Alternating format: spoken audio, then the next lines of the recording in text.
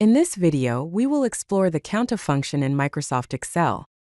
COUNTA is a powerful tool that allows you to count the number of cells in a range that are not empty.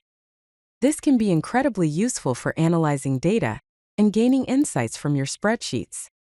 Today we are going to learn about using the COUNTA function to count non-empty cells in Microsoft Excel. The COUNTA function counts any cell that is not empty, including cells containing numbers, text, and even errors. It helps you determine how many cells in a selected range have data in them, regardless of the type of data. The syntax for the COUNTA function is straightforward. It starts with an equals sign, followed by the word COUNTA, and then an opening parenthesis. Inside the parenthesis, you specify the range of cells you want to count, represented as value 1, value 2, and so on. Value 1 is a required argument, while additional values are optional, allowing you to check multiple ranges at once. Here's a basic example of how to use the COUNTA function. Look at this Excel table which has data in the cells. The formula equals COUNTA, open parenthesis, A1 colon D2, close parenthesis, will count all the non-empty cells in the range from A1 to D2. The result of this formula is 6, as there are 6 cells with data in the specified range.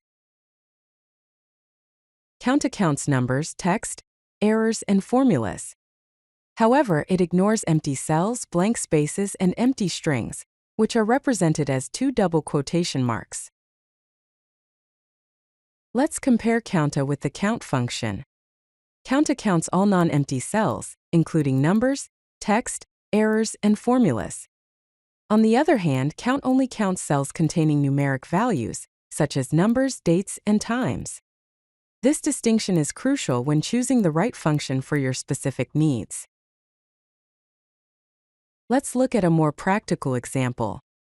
In this table, we have names, ages, cities, scores, and statuses. Applying the formula equals COUNTA, open parenthesis, A2 colon E3, close parenthesis, will count all the non-empty cells in the range from A2 to E3. In this case, the result is 8, as there are 8 cells with data in the specified range, excluding the empty cells. Here are some key points to remember about the COUNTA function. Firstly, COUNTA counts all non-empty cells. Secondly, it includes numbers, text, errors, and formulas in its count. Lastly, it is perfect for counting responses in surveys or any situation where you need to know how many cells contain data. If you like this video, hit that like button and don't forget to subscribe.